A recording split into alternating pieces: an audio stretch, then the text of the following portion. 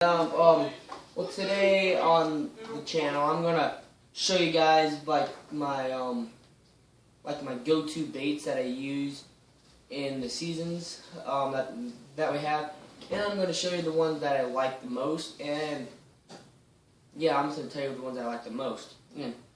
Well, I have 4 top water here to start, and I like this hollow-bodied frog. Well, I like both the frogs. I like the popping kind and the kind that has like the pointed nose. Well, I kind of like the popping kind better. Well, it has like a popping action and like splashes water. And well, I'm not saying like the torpedo nose frogs are bad. I just prefer throwing the popping frog in the summer. Well, if it has like a little more action and some more noise, some more noise and bass like noise. Okay. Well, then my next bait. This is a walking bait on top water. I prefer this one over the pencil baits because this one has a rattle in it and it's like one of those shit is a frog also. Okay. Well, I prefer throwing this one because it has a rattle in it, number one, and it has a lot of side-to-side movement when it's on top water and when I throw this bait in the summer. And the next bait is a torpedo popper. Well, this one is, this is like a hollow body and it has like a little blade on the back.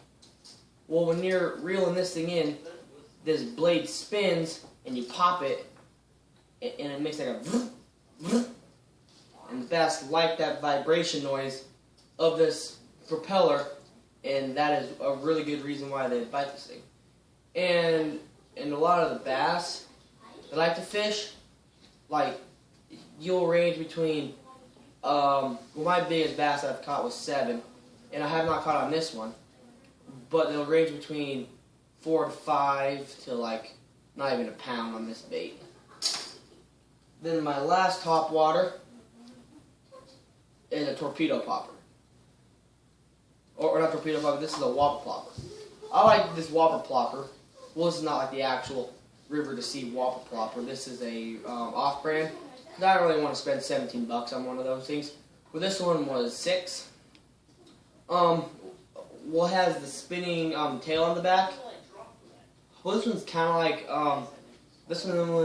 this one is kind of like a torpedo popper, but it's not necessarily as small as you can tell. And this is a bone color. But this one, like the bigger bass, will come and hit it more often than the little one. So those were all my summer top water. So then I'm gonna show you like my moving baits, like my divers and my spinner baits and all that. Okay, so like another one of my good summer baits to use. This one you're like able to use like in the early summer. This one you're able to use like early summer to like early fall. This bait is kind of like a warmer water bait. Yeah, like I've caught a lot of fish in this bait. How I do this bait is just cast it out there, let it sit for like 1 or 2 seconds, then just slowly reel it in. Okay, like the bass like the vibrations of these big old blades on the back, and they also like the paddle tail swimmer that I have on it. Okay. Then my next bait is this little spoon. Yeah, you guys may like, whoa, why would you use a spoon? Well, this spoon works really good in like the early spring, late winter. Yeah, like right when the ice gets off, this thing's like a really good bait to use. You like cast it out there, like jig it back, and this thing's like a slow moving bait that the bass will like really hit in those type of like a weather climate or type of year. Okay, and the next bait I like to use is a jig. Jig you're able to use year round because it's like so finesse. It's like so finesse and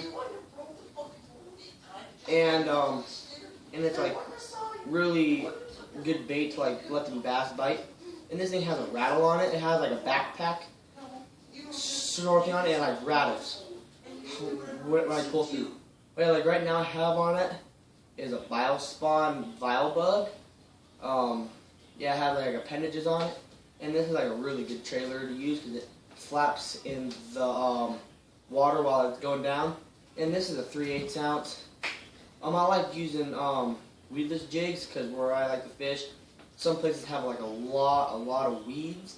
So this weedless accessory on it helps me a lot catch some big fish. Then my next bait is this flat banger. It's this one, and it has a really narrow profile on it. It has a big old bill.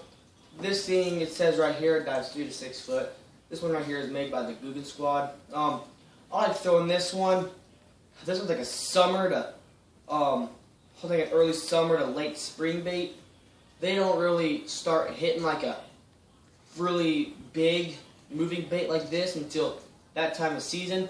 And this one really works because, well, the bass in the summer will like to spend in the water column, and this one only dives to 6 foot.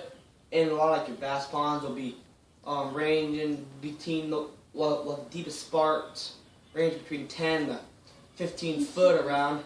So this will be like right in the middle of the water column. So you get like the smaller to medium sized fish, but it's still a fish. And when you catch on this thing. Well, my biggest bass this year was caught actually on this bait. It was like 4 pounds, and I just threw it out there and reeled it right over and smoked her. So that's a flat banger. Then my very last bait is this Rapala. This one is just like a square bill. This one is used probably in the fall more because this is a super fast moving, and they're trying to stock up. Well, this one is a Rapala, and this one actually cost me 13 bucks. I just bought this one when I was in St. Louis.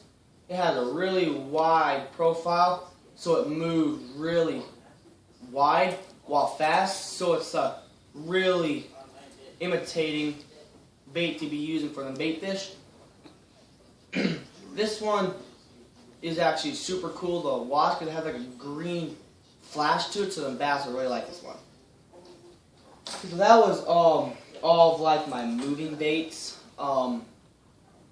Those ones I don't throw as much as my finesse baits, which I'm going to show you right now. Well, my first favorite finesse bait to use is probably a Senko or a stick bait, whatever y'all call it. Well, this is a pearl color 6-inch. I like throwing these things on either just a regular worm hook or even on a jig. The wingding, I like to like to call it a wingding with a jig head on the top. The wingding will work year round. Like one day there was like a foot of snow out here in old Wyoming, and I legit caught like there were like 6-7 bass on just a Senko and a jig head. So I just cast it out there and just popped it in slowly. Senkos are really good. You can text rig them from the worm hook to the top, or you can even peg it, or you can run a Carolina rig on one of these things. These things will not let you down if you're having a bad day of bass fishing. Just throw a Senko and you will catch them. My next bait, we'll say a miniature kind, but it's a Ned rig. Ned rigs work really well. Ned rigs work for any kind of bass, even smallmouth. I like catching them on smallmouth too. Like a Ned rig is just a smaller Senko. That's all it is. I would not prefer lappy rigging one of these things, but I would just throw a shaky head up top and just cast it out there and just let it fall. Then when you pick it up, let it fall. Because this thing has a really action tail on it, and it also has a rattle in it. Well, this one's not a rattling Ned. This is a Yum little dinger. That one work. And my next bait is probably one of these drop shot baits. This one's also from Yum. Like a drop shot bait. And these ones work really good in like the spring, summer area. Well, they work really good because when that weight hits the bottom, it's gonna bounce and like add like a good weight, good action to the tail, and they well, this is like a shad color, and it adds a really good imitation in the water. Then my favorite creature bait probably is probably a Alabama colored Vile Craw from Vile Spawn. This one has a lot of really good action, and also has like a holy bottom, so it like adds like a lot of accuracy. With like the appendages on the back, they will just flop and flop, and that'll turn them bass on, and they will go hit your bait, well, even if they are lethargic. This bait I would prefer to throw in the summer if you want to catch them really hard. This bait will also work really good in the spring. My very last bait, actually I have one more bait after this one. This one is a 10-foot finesse worm, or not 10 foot, 10-inch finesse worm. It's not 10 foot, it's 10 inches. Well, this is also a young finesse worm. This one works really good in the summer. I do not really want you to throw this in the winter or spring because it's so big and I'm not going to be really running to bite this thing. But like in the summer when it's like super hot out, you catch them out there in the deep and you just slowly move back. They will munch on these day in, day out. My very last bait I'm going to show you is a Strike King paddle tail. This thing has a lot of action, and these things like don't actually just work for bass. These things are a species fit. This is like an any species bait. You can like throw on like a jig head on this thing, just cast it out there and catch walleye. You can catch smallmouth. You can even catch like some drums. I've caught a drum in one of these things. These things work really good. But you can just throw it out there and just slowly move back in. Put out reel, stop, reel, stop, reel, and stop. But these things work really good. Well, guys, that is everything that I have for baits. Well, if you guys like this video, I will show you like a rig setup that I usually throw them on, or I'll show you like my setups I throw them on.